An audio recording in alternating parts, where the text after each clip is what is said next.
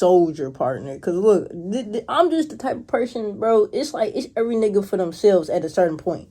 Like, I ain't even gonna lie. As soon as some danger, like, get in, like, the mix, it's every nigga for themselves. So you gotta say yourself, partner. You gotta say yourself, nigga. Like, for real. How y'all boys feeling? In this video, we're gonna be reacting to IMR Scary Tales 3 True School Lockdown Horror Stories Animated, bro. Hey, man. Let's get started to it. I'm from Seattle, Washington, and was in my junior year of high school. Loud. Our teacher was finishing off the last lesson when we heard screaming outside in the hallway. Whoever was screaming got quiet abruptly, and then we could hear a group of screams that sounded 10 times more panicked and horrifying. We could hear kids running and teachers yelling for security.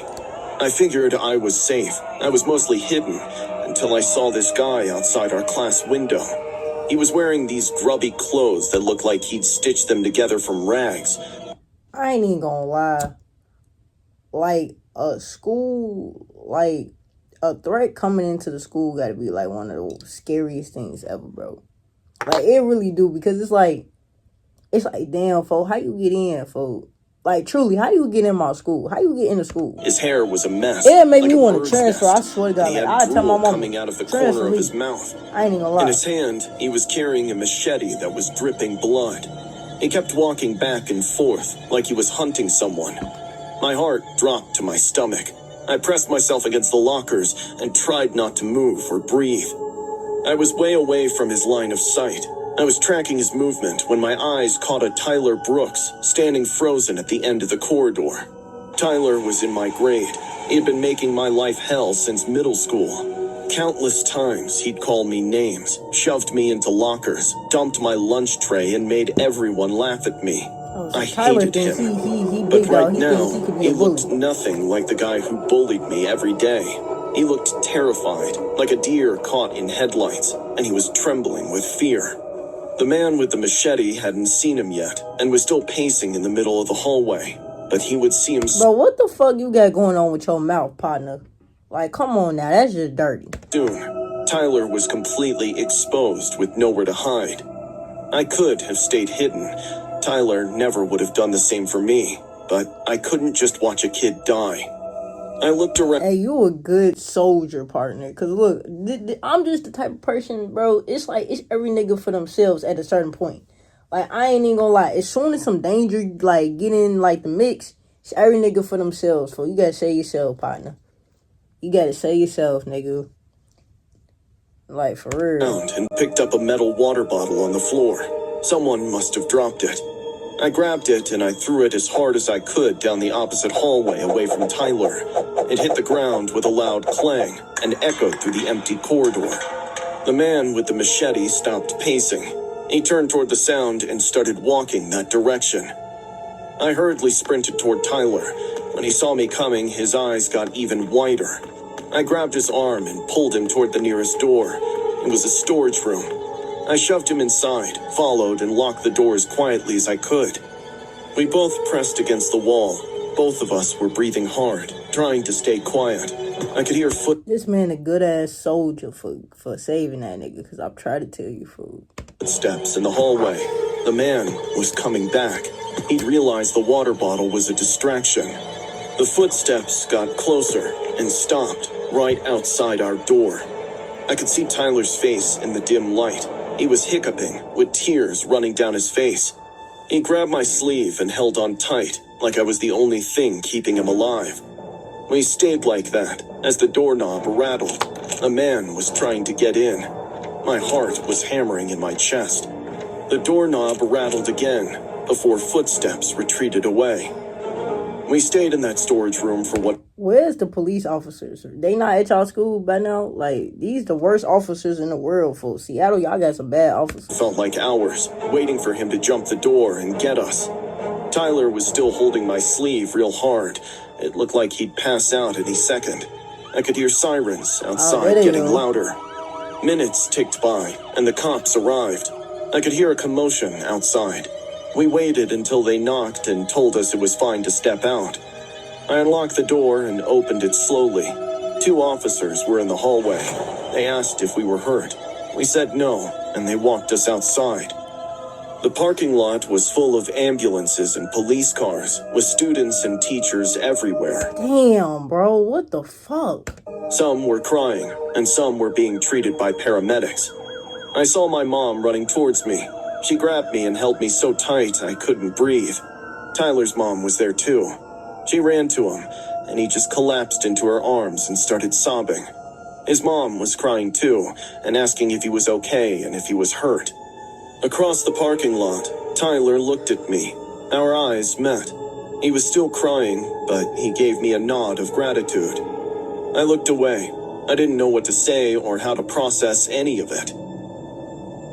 4 people died that day. 2 students and 2 teachers. The man with the machete was some deranged guy who'd broken into the school. Police shot him when he refused to drop his weapon. They said we were lucky and that it could have been worse.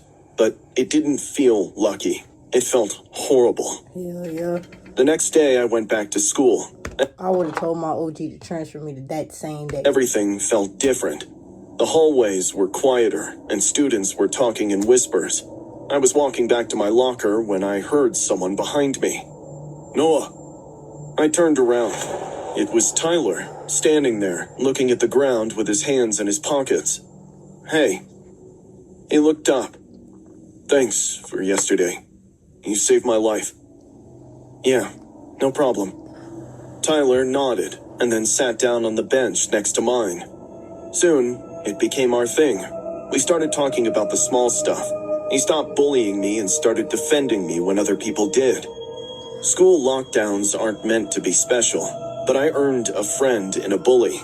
Sometimes, the worst days change everything. Sometimes the person you hate becomes the person you trust most, because you went through hell together, and you both made it out alive. Yeah. Brother, that's a good man right there. Because I told y'all. I was in my senior year of high school. It was a regular Wednesday morning in English class. I was sitting in the back row, half paying attention, when the lockdown alarm went off. At first, everyone thought it was a drill. We'd done them a million times. But when the gunshots boomed, a wave of panic washed over. Our teacher, Mrs. Patterson, started freaking out and telling everyone to get away from the windows and hide. Some kids ducked under desks, and some ran to the corner. I was trying to get to the closet when I heard the classroom door slam open. I turned around as Jason Miller walked in. He and I had a rivalry going back to middle school. He had been jealous and obsessed with me getting things he wanted. He always thought he was better than everyone else and needed to be the center of attention. His ego took the fall when Emma, my girlfriend, turned him down last year and started seeing me. None of us ever thought he was dangerous enough to hold a gun someday. Mrs. Patterson screamed as Jason pointed the gun at her and told her to shut up. She did. So did all of us. Ethan, come here. Damn. Not that nigga called you out by name, folk. I would have shit the pants. My whole, bro, my heart would have dropped out my body. Fuck is you talking about? You call me by name, tell me to come, man, and you holding He hissed. My blood turned to ice and mouth dried up. I said, come here! He snapped as most of the students flinched. He raised the gun and aimed at my chest. I gulped and slowly walked toward him, shaking. When I got close, he grabbed my shoulder and shoved me against the wall before he pulled the trigger and shot me. My shoulder tore open. I screamed at the top of my lungs as unbearable pain exploded. I fell, gasping for air, while Jason stood over me, snickering. You know what's funny? Everyone's going to remember this day and Jason Miller for years. My vision was blurring. This how you want to go down, partner? You finna go to jail. And blood was soaking my shirt. Ain't nobody finna remember Kids you. You were better go crying, to jail. And Mrs. Patterson was begging him to stop. He ignored all of them. I already got Jake. Jason chuckled. I'll hunt Marcus after you.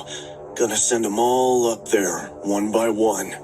He pointed the gun at the ceiling. Then, I'm gonna go get Emma. That'd be my ultimate payback. Partner, you finna go to jail, folks. Fuck He was talking about murder like taking life was a game. I was fighting to stay conscious. The pain was unbearable, but I had to stall him. You're not fearless, I whimpered, gasping for air. Jason leaned down. You're not fearless. You're just a coward with a gun. Shut up! He kicked me in the stomach. I shrieked, rolling over. Make me prove that you're fearless.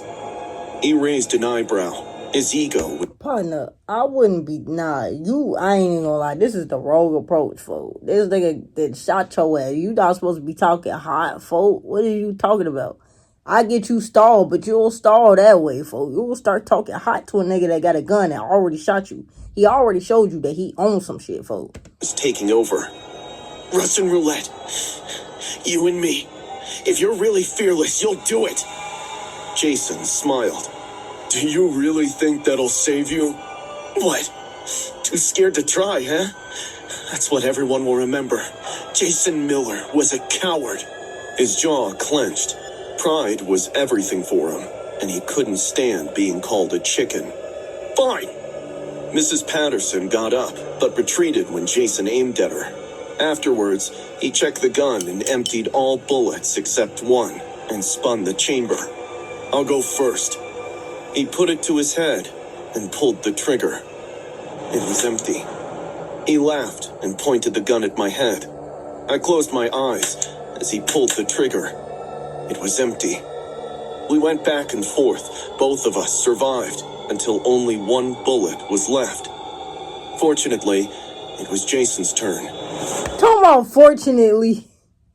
He slowly lifted the gun to his head. His hand was shaking now. Right. He exhaled, looking at me, and burst out laughing. You think I'm stupid enough to hurt myself over a dumb challenge?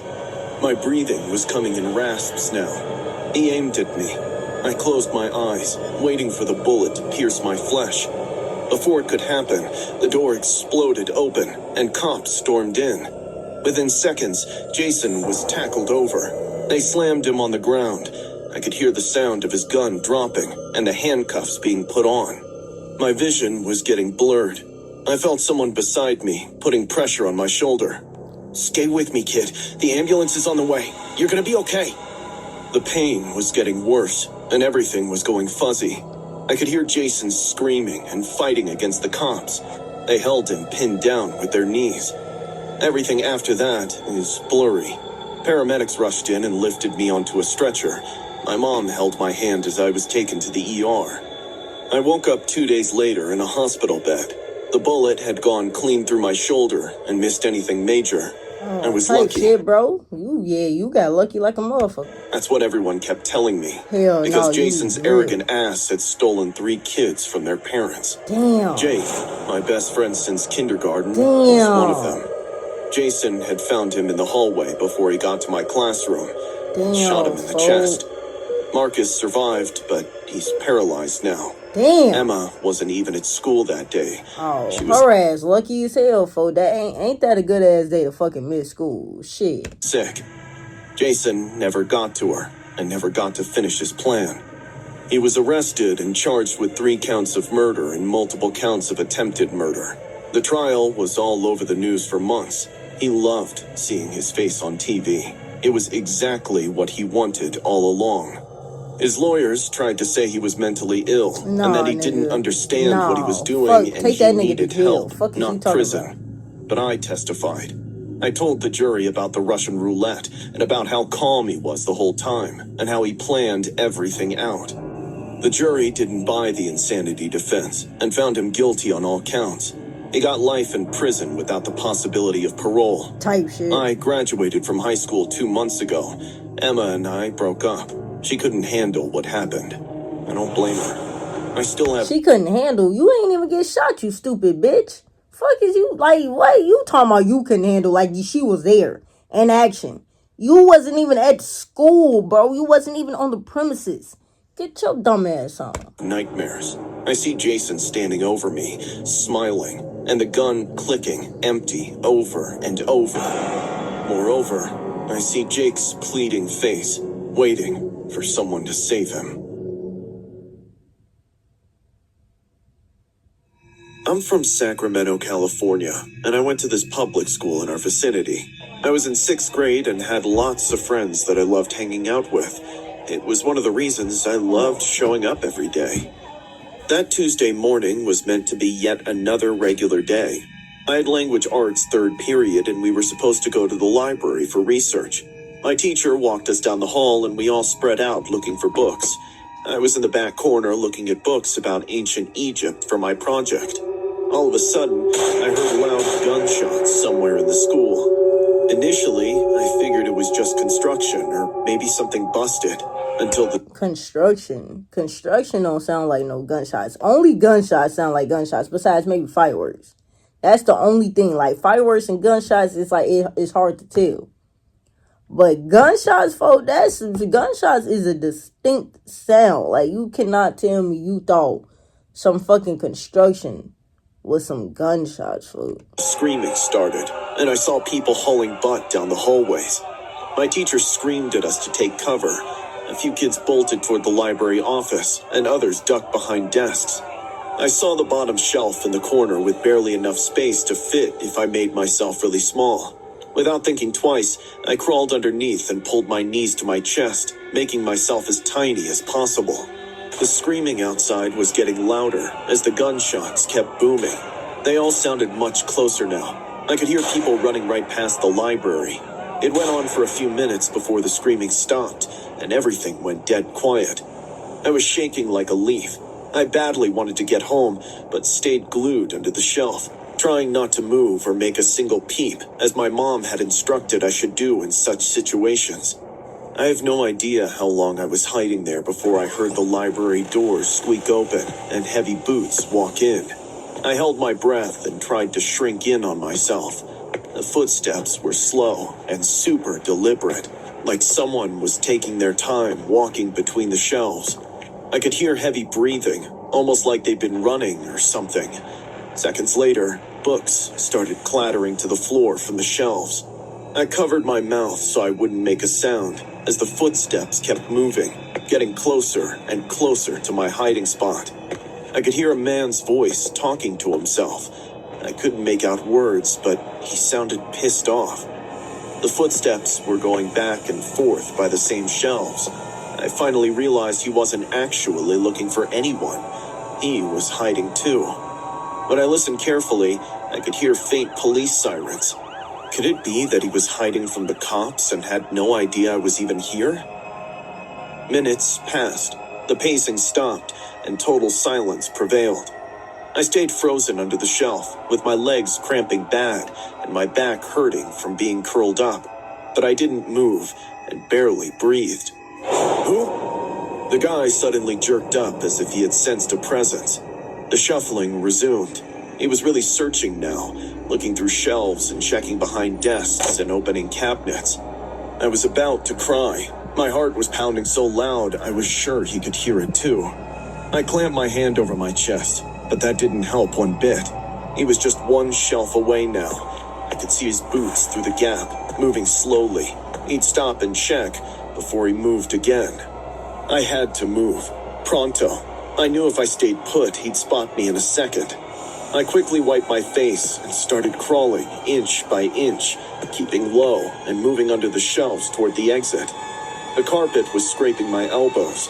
Suddenly, my backpack snagged on a shelf and made a tiny... Bro, why you ain't ditched the backpack? hiss.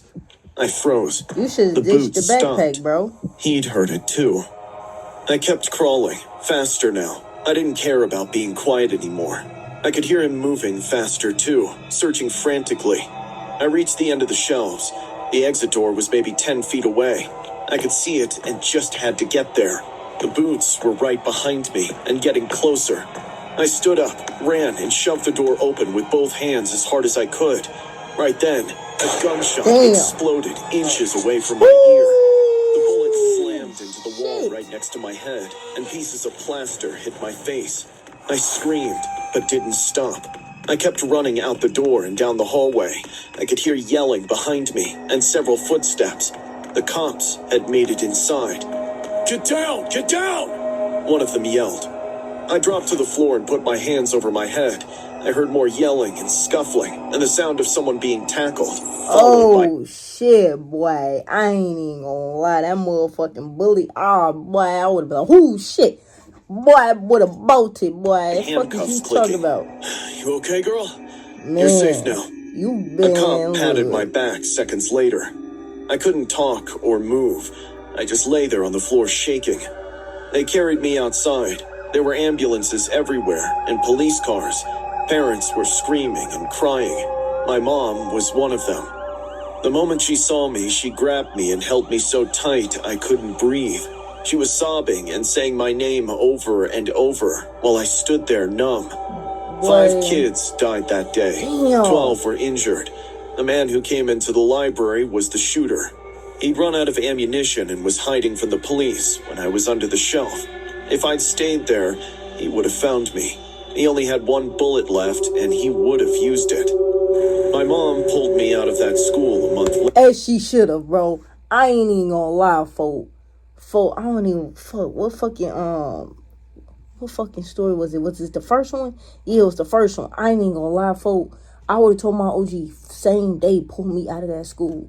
Actually, just pull me out and I'll just be homeschooled until you could transfer me into another school. But I'm not going back to that school, folk.